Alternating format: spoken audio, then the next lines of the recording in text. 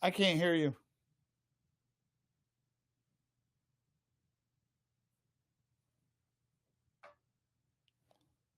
No, I can't hear you at all.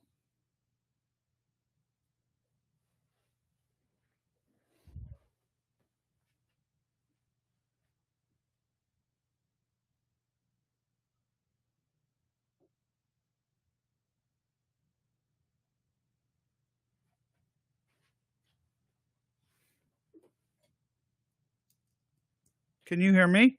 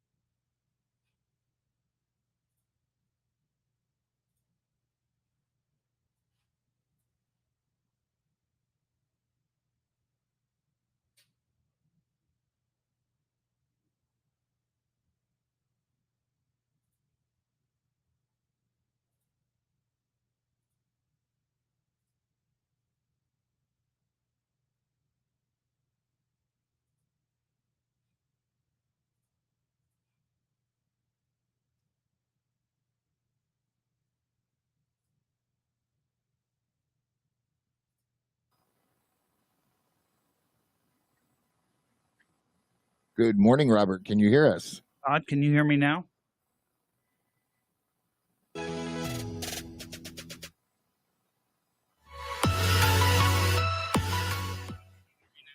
We can. Great. I don't know what happened. That system Full changed. volume. I can hear. In focus.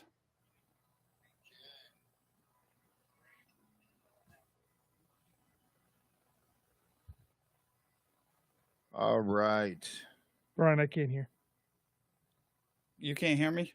Robert, you've got us? Yeah, I can hear you. Can you hear me? All right, stand by. I can't hear.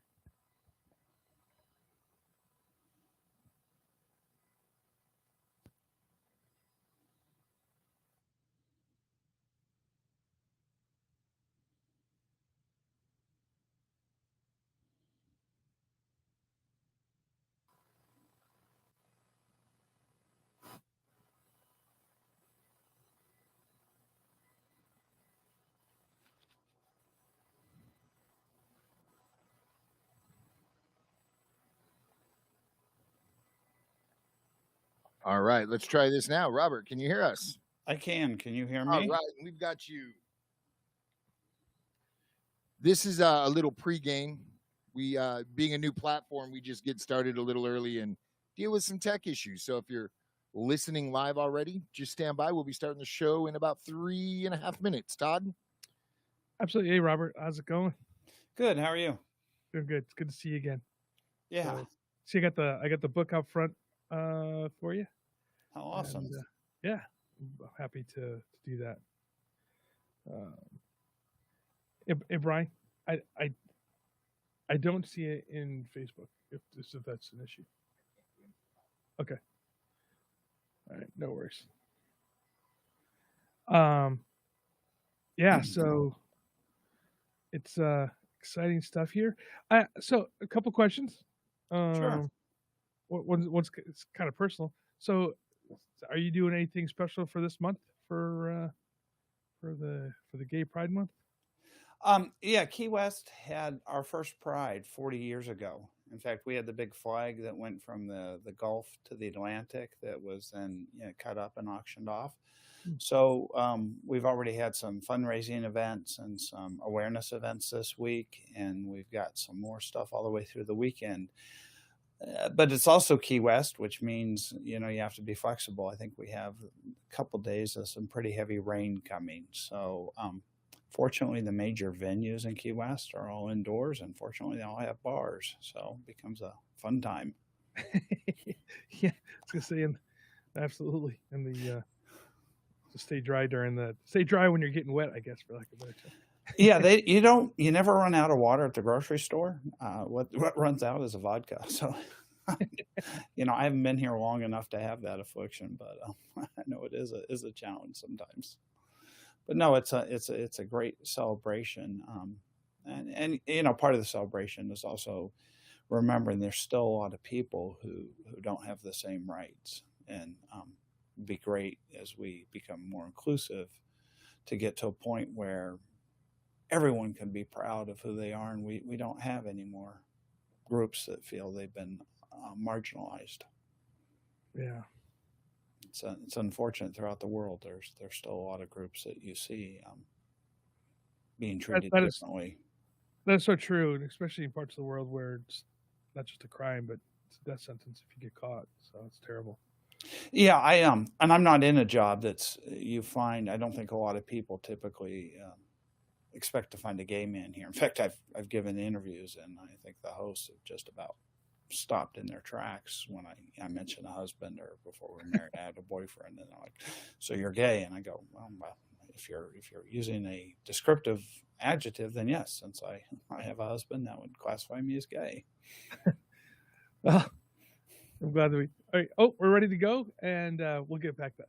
So, all right, Brian.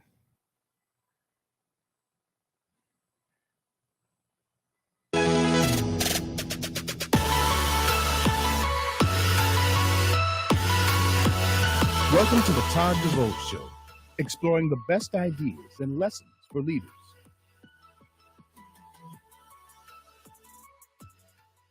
Good morning, good afternoon, depending on where you are at in this world. And I'm really excited to have Robert A. Jensen on the show today, who is the author of a book called Personal Effects, which really dives into what it is, what we do in the field of emergency management, in the recovery, and it gets a little bit deeper into some stuff I've never really put a ton of thought into, but yet it's just as important, if not maybe even more so, in the recovery after disaster, both natural and man-made. Robert, welcome to the show.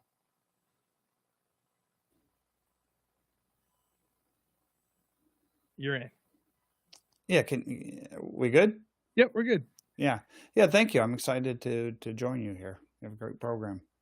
So, we talked earlier in the pre-call, and I was telling people that during the pre-call I was so excited to have you on, because normally they take like 15 minutes. We just kind of go through some technology, and we got some really great conversation, and it lasted an hour, which says a lot about your knowledge on the subject, not just in the book that you wrote, but just in the time that you put in this field.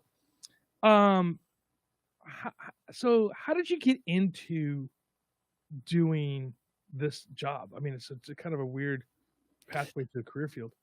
Yeah, it's not there are lots of degree programs now for emergency management, which is, you've got a very good history in the field also that didn't exist. I'm more specialized into dealing with events that are considered mass fatalities. So there's really not a program or a educational track. I just happened to fall into it, either being in the wrong place at the wrong time, or the right place at the right time. But my degree was in criminology, and back in the 80s when I was going to school, and I graduated in 1988, there was one forensics class, a lab, and Quincy was the forensics TV show. And that's, the patrolman carried the fingerprint powder, and we looked for tire marks and shoe prints. And then medical examiners really came into their own, started learning that there was a lot to learn from the scene, a lot to learn from a recovery of a human remains. But the focus was on what we could learn as an investigation, not what we do with the information as far as taking care of the families. And so when I was in the Army and doing what we called mortuary affairs, I was commanding the only mortuary unit at the time when the Oklahoma City bombing occurred. And that was a big event for the United States. 168 people were killed. And it was a shock to go and watch. And again, there were so many federal agencies involved, and there was great effort by the medical examiner Fred Jordan in Oklahoma to really focus on the families. And you had the President of the United States involved, but there was not really a formal system. And so having just, I guess, being in the right place at the right time, saw, wow, we can really do some things to use this information, use these skills that we're now learning, this focus, but make it for the people who matter, and that's the people who are left behind. We can't bring back the dead, and we can't uninjure people. We owe a name to the living and the dead, and we owe dignity to the living and the dead. I just, focus on the dead. And then we owe a path forward, or some truth, transparency, and kind of information on what to expect for the families. Because for the families in these events, life is never the same. And it's not like it is on TV, where sometimes we get recoveries very quickly and then everything just goes away. We're involved in some of these events for years. As a long answer to a short question, sorry. No, absolutely, and that deserves a long answer, because it's way more complicated than what we think. Like, when we talk about disaster from emergency management, and even on the scene, train wreck or whatever, right? Because those are some of the things we do for real life too, but for drills. Right. And we go, okay, set up your triage, and over here in the corner, we're gonna set the morgue.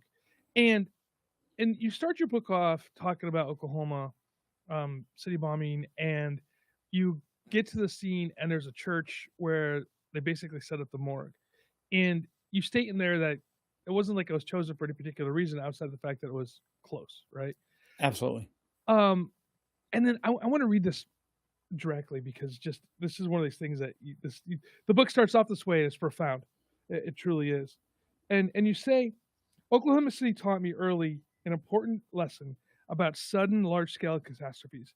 Don't expect wisdom at the moment of death.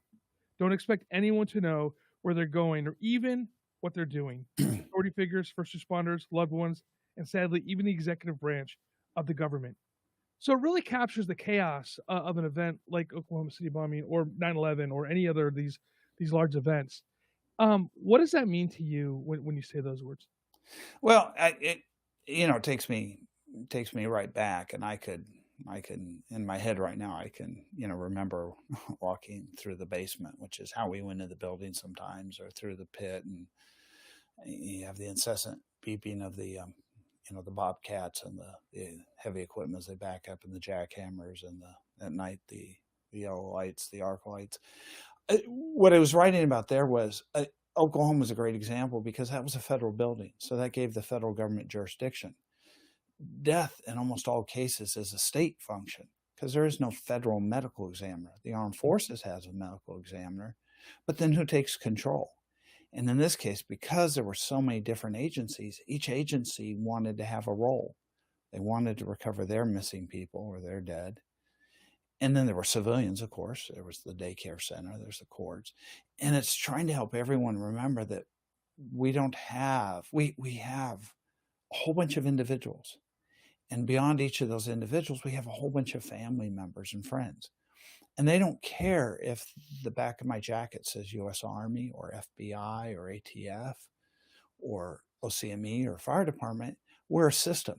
And the only thing they care is that that system works together to safely recover their loved ones, identify them, and return them, and then tell them what happened. And you have politics, unfortunately, because people get afraid. Governments fall. Mass fatalities cause governments to fall. Mm-hmm. People don't accept a poor response. And so it becomes a challenge, because you see this chaos, and the goal is to bring order, is to say, look, we've got to manage a recovery. We've got to make it safe. We can't, it's a triangle also. I use, and later in the book, I describe mass fatalities. The response is a triangle. You have one point, which is the dead. So again, taking care of the dignity and deceased, and being able to identify them. And you're absolutely right in the drills. In every drill, everyone does, When somebody is marked as deceased, they get put in a tent or corner that says morgue, and then that's the end of the exercise. There's never the family assistance. There's never the exercising the processes after that, because I think they scare people.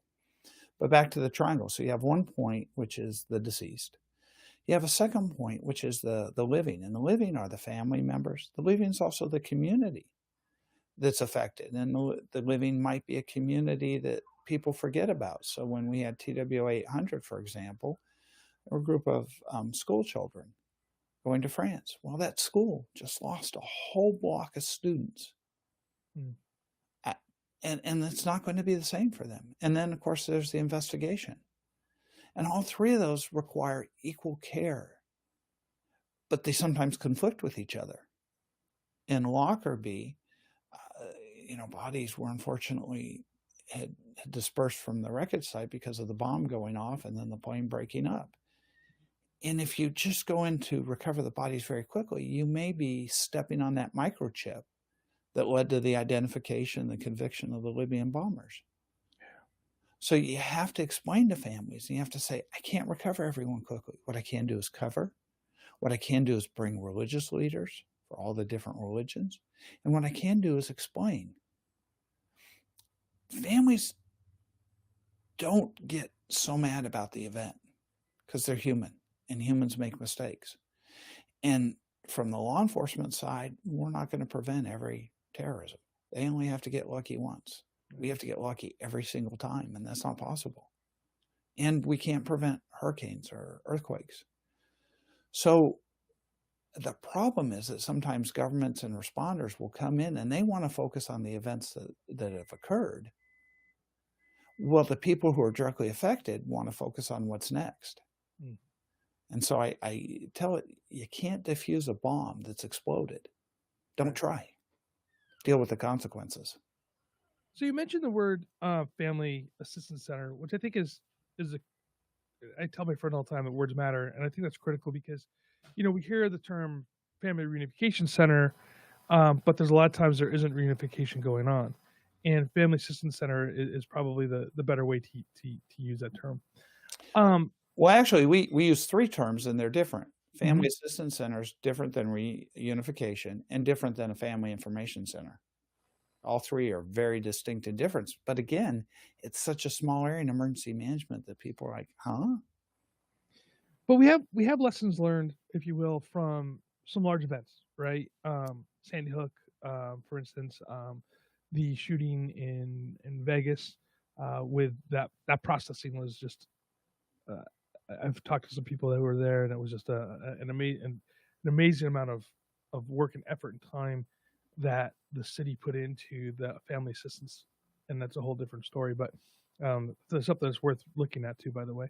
And so I was involved with a shooting where a guy went into a beauty salon and shot, killed 8 people, shot 9, and we had a family assistance center as well because we only had one survivor of that event.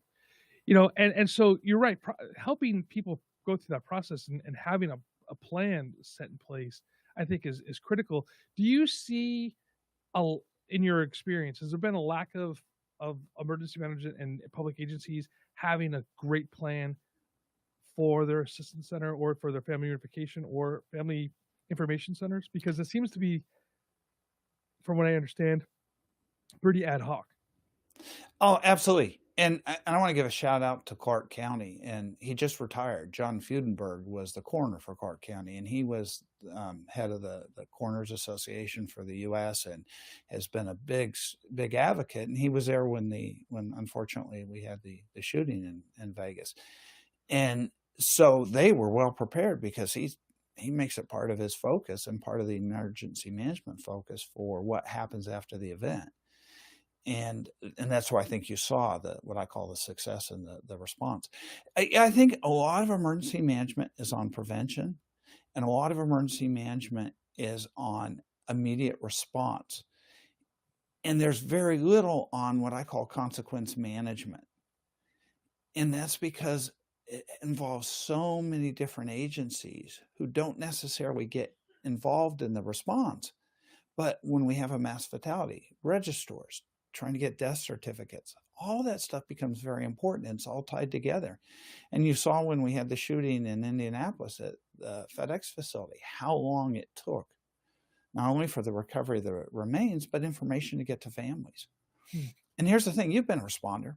When I was a policeman, we get a 911 call, and boy, if I got lucky, I could be there in 2 or 3 minutes, something that should have taken me 10, but I just hit every light and I had traffic clear. But what's the first thing the person says to you when you get there? What took you so long? Yeah. So for you, as a responder, you look at your clock, it's noon. 12 hours later, or you think it's 5 minutes later, and it's 12 hours. It's midnight. You're like, where'd my day go? Right. For a family member, they look at their watch at noon, and hours seem like minutes.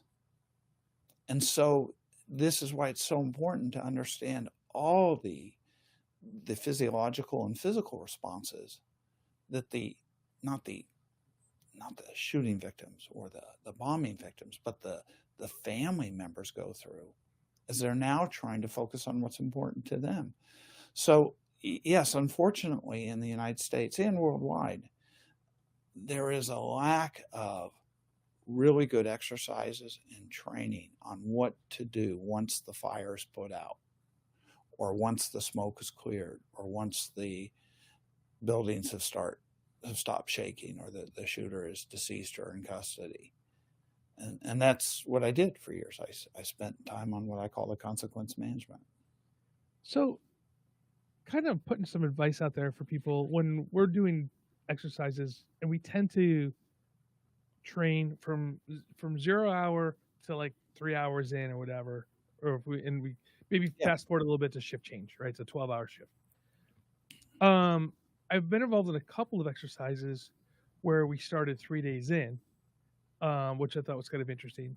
But even in that, we may have said, oh yeah, we're going to order DMORG up from the federal government or something like that. And we just kind of go, okay, we did our job.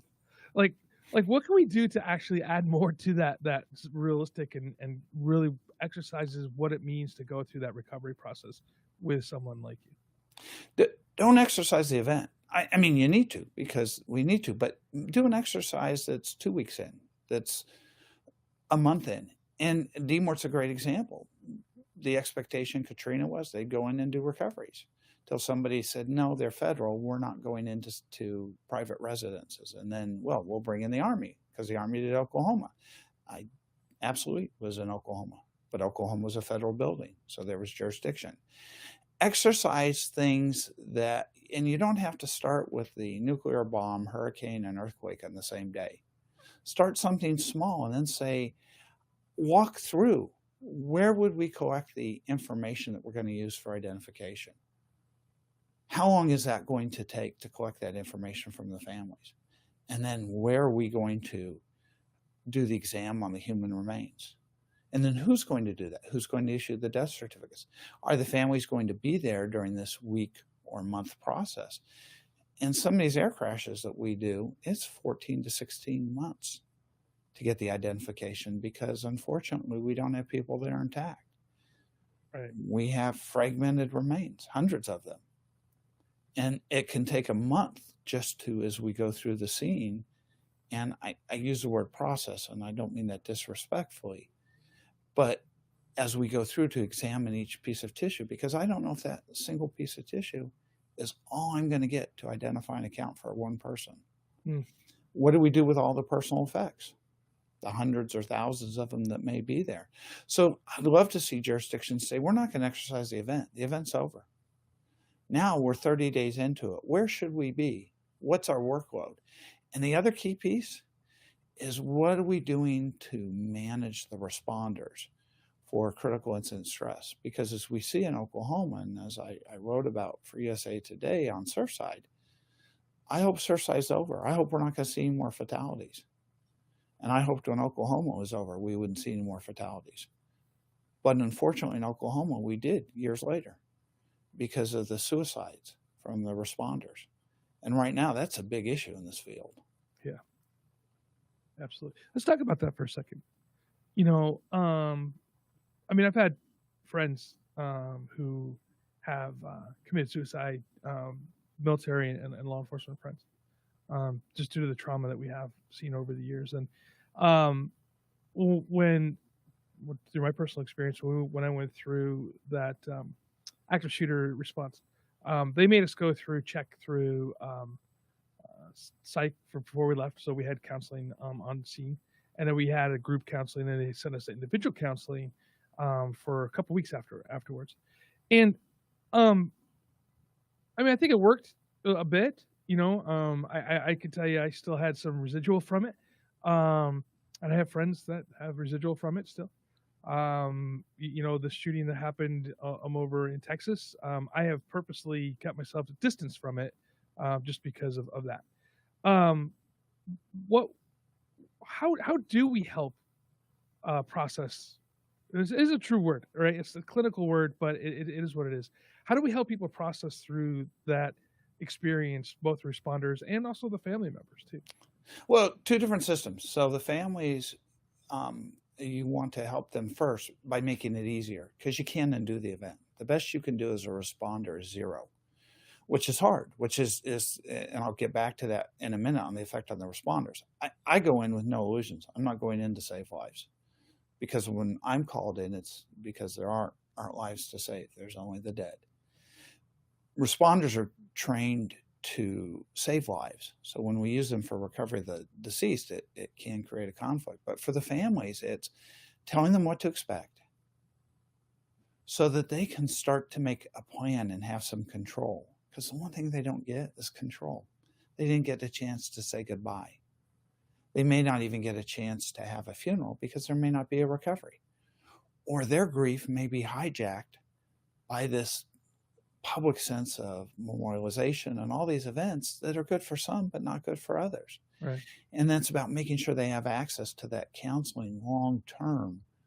And then every photographer who puts a picture on a headline, every TV show that talks about this, do they do it in a way that is respectful, and they do it in a way that doesn't revisit an image? And I think it was time after the Northridge earthquake put the motor officer, the California Highway Patrolman that was killed as a motor officer. And a family knows who that is. They're going to know who that is. So whenever they see that picture, it will always be their grief being made public. And so that's what we have to do to help the families. For the responders, it's pre-screening. We used to try to really screen people and then make sure people were in the right job, whether it's the morgue. And some people in the morgue are great in the morgue. Some people in family assistance are great in family assistance, but they can't do the other job. And then it's when you limit exposure. We would, for the most part, try to keep people no more than 2 or 3 weeks maximum. And then it's follow-up. It's here's what to expect when you get home. And then here's the follow-up when you get home. And then it's who needs a little more follow-up because this doesn't go away. And, like you or for me as an individual, we sold the company at the end of last year, my husband and I. And so now I'm retiring. And for me, one of the hardest things is things that bother most people don't bother me, and vice versa. So when I ran the company and, people would come in, oh, there's a problem. Maybe it was an accounting issue, or there's, an HR issue, or a supply issue, or, something with the building, come in, oh, we have this problem. I'm like, well, how many people died? None. Well, that's not a problem to me.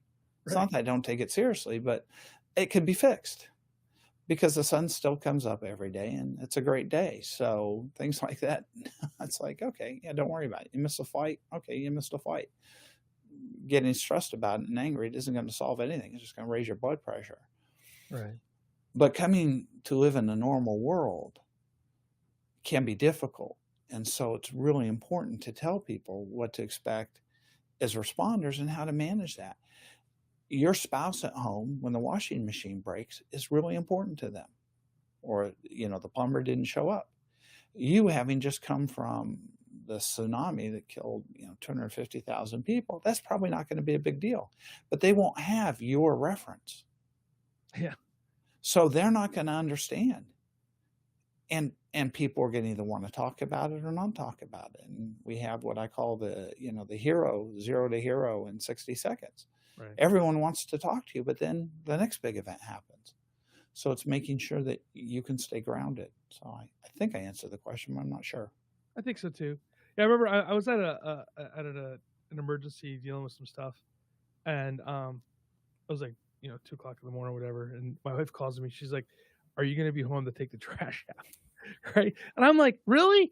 I'm like, I'm in the middle of this crap storm, and you want to know if I'm going to be home to take the and so I kind of was rude to her, and I had to apologize. But you're right. There's a disconnect, right? They see this as a priority where we're in the midst of something that we So I think sometimes as a responder, you have to take into consideration what your spouse is going through is, and I tell that story a lot because to new people specifically because they don't know, right? They just think that you're at work. They don't necessarily know what you're going through, and they don't mean anything by it. They're just asking the questions that are important to them at that time.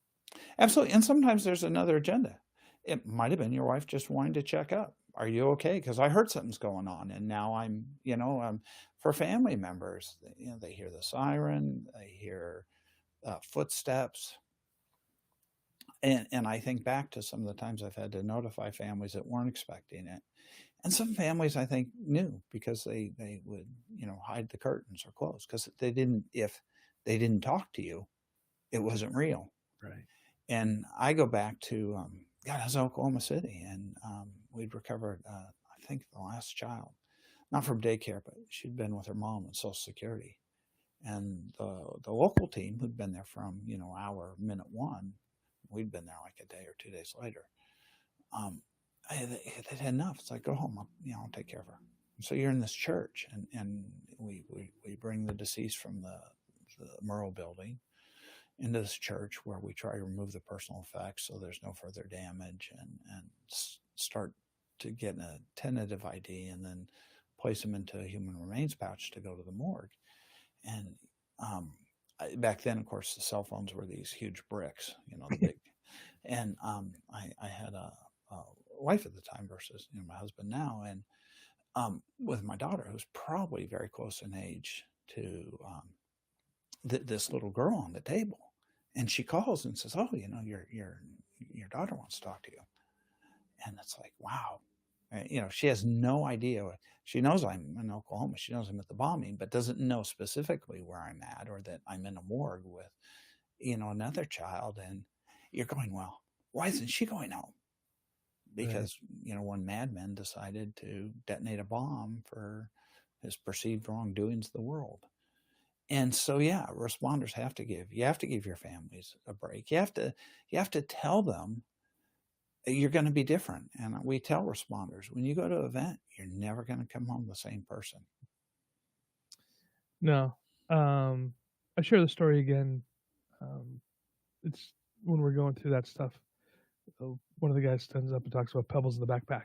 That every single time that you go on a call, you're throwing that pebble in the backpack, and eventually that gets heavy, and so I think sometimes we have to take each other and take care of each other, and sometimes take a few of those pebbles out of your buddy's backpack and hold on to him for him while he's trying to get up because it does weigh down after many years of doing this.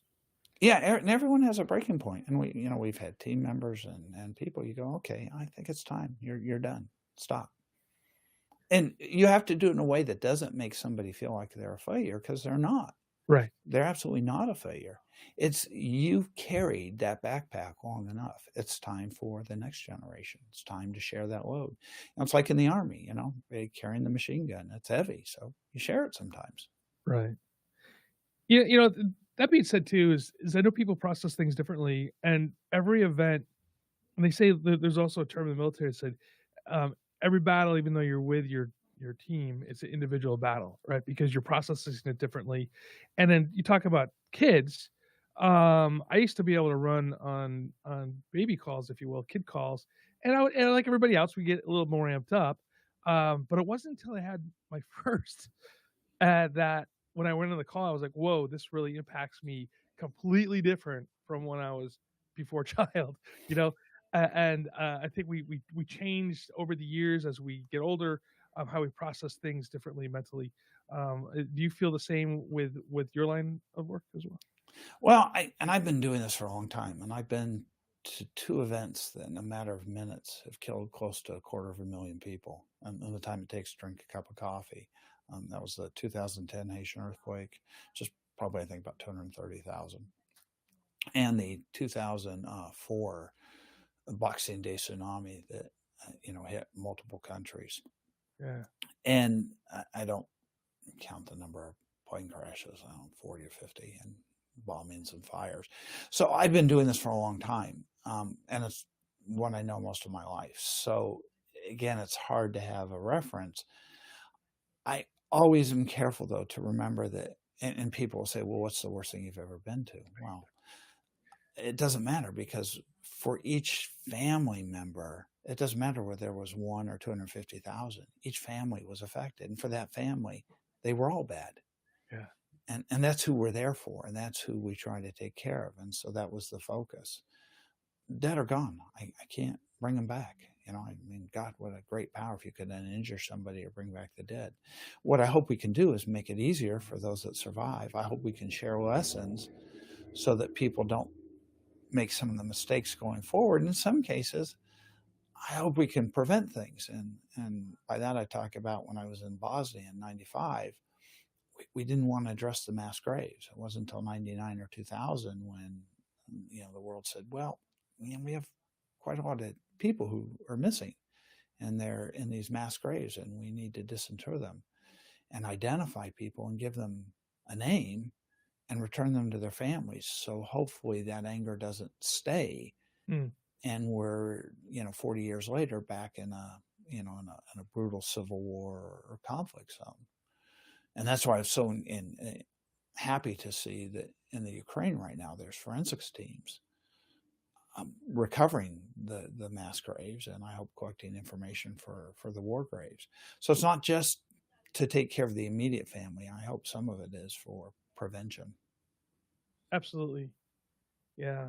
Oh, by the way, I don't know if I kind of whispered it, but when people ask that question, what's the worst thing you want to respond to? I really, there's not very many things I despise in the world, and that's just one of those things. I just hate that question. I really do. Well, I think, again, it comes from a place of not knowing. And journalists, there's a lot of great journalists, and you have to have the meaning, because if it's not photographed, if it's not shared, it didn't occur. Right. But there's also those that are for sensationalism. And that's the ones that, and events, we get, 50 phone calls. Oh, we want to interview you. And so we kind of have a system that we go through and say, yeah, who am I going to share information? Katrina, we had CNN wanted to follow our recovery teams. And we were working at that time for either the federal government, or when we stopped with the federal and went to the state, they had to approve it. And I think it took a lawsuit, but for me with the team, it's like, great. I don't care if you come, but here's the ground rules. If you show us going into a house and recovering a deceased, that family may not know that their loved one is deceased, and they shouldn't hear that from you. Yeah.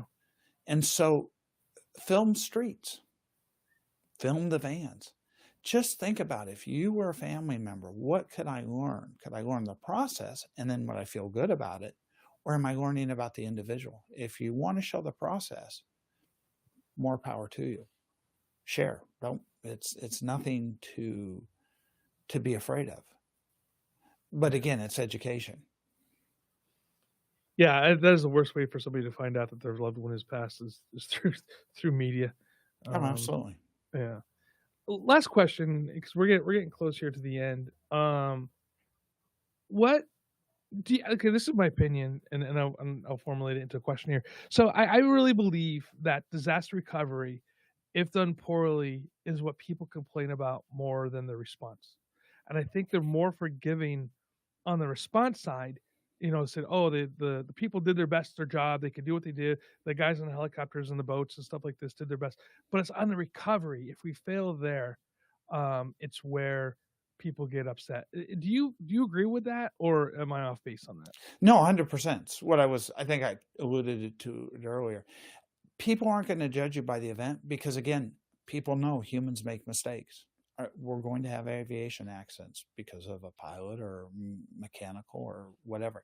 We're going to have things we can't prevent because a bad guy is going to get lucky at some time. I tell CEOs, and I tell, and we've done studies in the stock market, so you can have a financial impact or a reputational value for a government. You're not judged on the event. You're judged on how you respond. And your response starts the minute it occurs. And from a business standpoint, that means you as a CEO, you get up on that stage and you say you're sorry. And the greatest example, that's Alaska Airlines. Happened out of your neck of the woods in 2000 in California off Port Hueneme. Mm-hmm. When the MD-80 went down, killed 88 people. 100% preventable accident because of bad maintenance. And the CEO got to the Family Assistance Center, and I said, I was there, and it's like, here's the things. And you can see in the audience, the family members, the reaction the minute they say, I'm sorry, and here's what I can do going forward. Because you're addressing the people who have to go forward. You're not addressing the people who can't go forward because they're deceased. So absolutely, the best thing you can do is, okay, it's happened. We got to solve and learn lessons. But how do we go forward? Grenfell Fire in the United Kingdom is another great example. 71 people died in that tower fire. And the response was not great because of their policies and procedures and experience. But the management by the council for taking care of the families was absolutely atrocious. And it was an opportunity to turn an event around. And they didn't. They did a horrible job.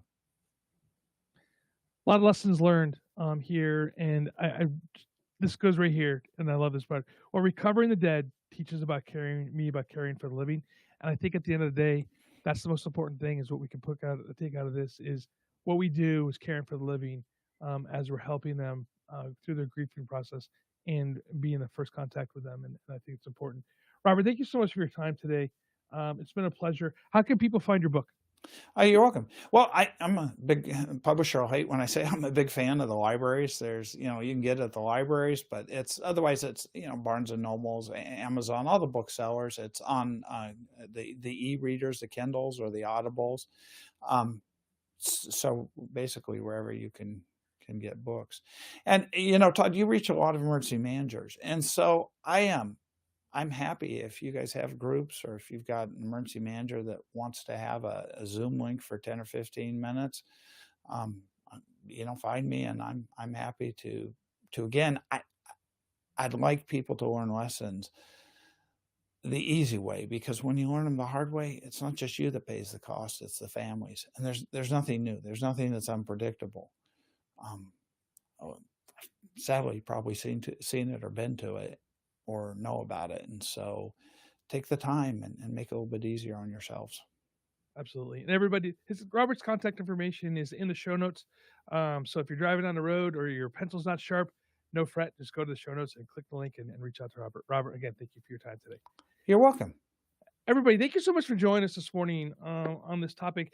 It's a fascinating topic to me because, we, at the end of the day, when we recover, it's total recovery until everybody is reunited in one way or another with their family. And this is what Robert has been doing for a long time. Well, that being said, thank you for being here with us. Until next time, stay safe and stay hydrated.